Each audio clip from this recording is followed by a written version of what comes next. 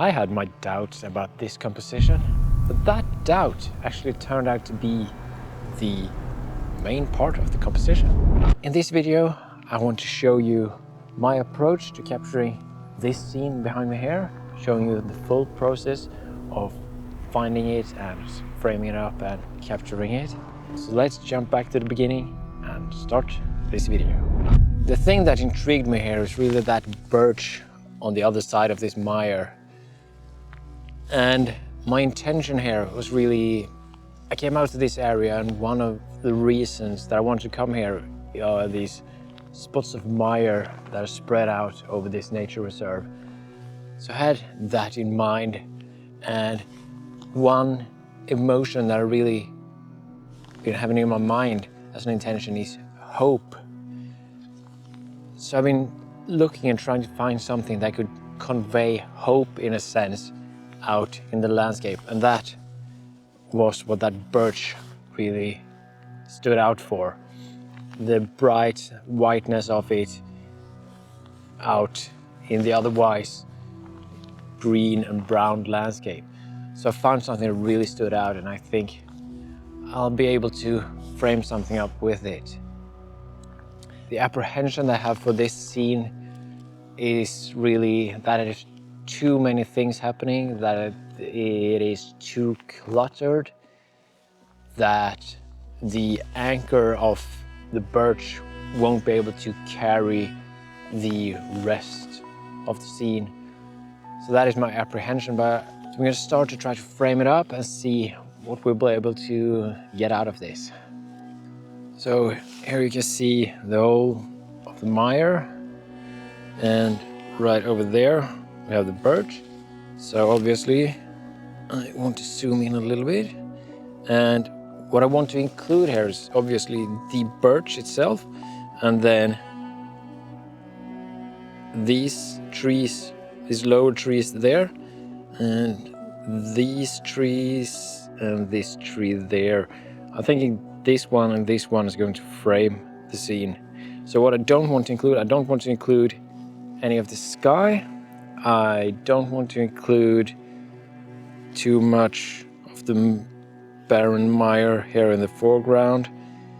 Don't want to include too much on the sides there, nor on the sides there. So framing it up something along this line, I think, could work.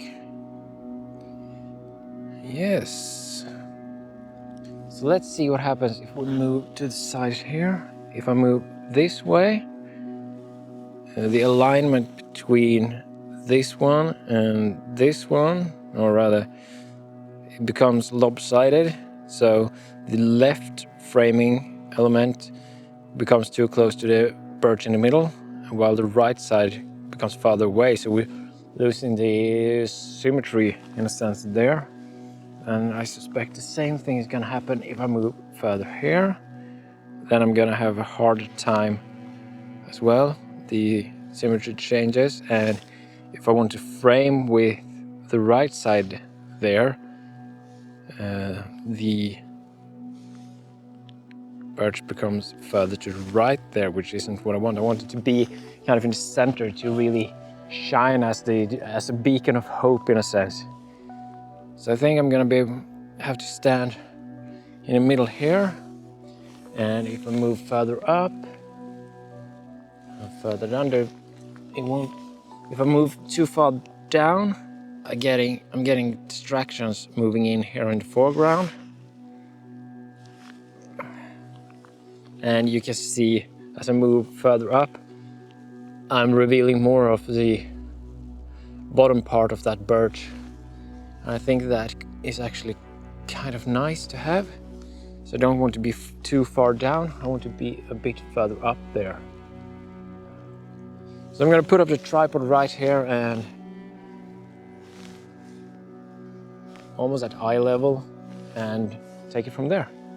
The structure that I settled for with this composition is that the birch is the anchor element, the mire itself is the main element, and the evergreen trees surrounding everything is this supporting structure. And the relationship between all of these is really that as I said, having that birch, that anchor, having that convey a bit of hope in a otherwise quite barren landscape. Trees doesn't really grow all that well in a mire, so having that birch there just standing out, being bright, really conveying that hope, being almost like a hero on the other side for the other trees to look up to, in a sense. That is the relationship, the emotion that it really creates. And the relationship between the elements is really that we have all of these trees just pointing up, and that one tree in the background there really just shooting up above and beyond everything.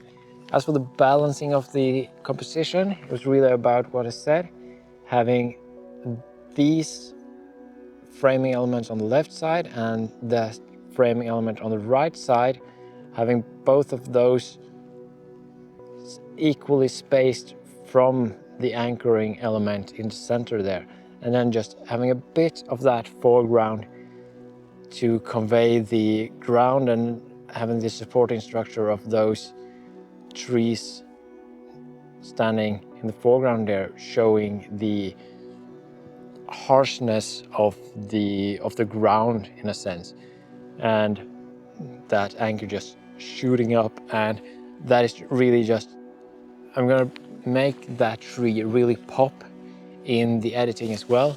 As for solving the problem, the apprehension that I had about it being too cluttered, I think all of the different elements of the scene that I included, the trees there in the foreground and the supporting structure, everything has a certain growth to it. Everything just continues upward, and having that anchor, the birch in the background there, having the solitude of that, and it being brighter, it just shooting up, and I think it plays well with the contrast between those two. So I really think that all of those cluttered elements really add to the scene because of that anchoring element in the background. So what does it really integrate into then? I think it really does integrate into that sense of hope, conveying hope that I was talking about my intention really being. Since we have all of those other trees just being smaller and duller in a sense, and then we have that really bigger birch shooting up in the background there, and I'm really going to enhance that, making it stand out a lot more, darkening down all the surroundings a little bit and just brightening up that lone birch in the background, making it really stand out. So with that, I really think that I managed to capture what I wanted here. So I'm really happy about that. By the way, if you want to dive deeper into how I make the decisions that I do in field, then I put together a complete list of the tools of composition, which is the framework that I use in order to shape the scene according to my intention. You can download it for free down in the description below.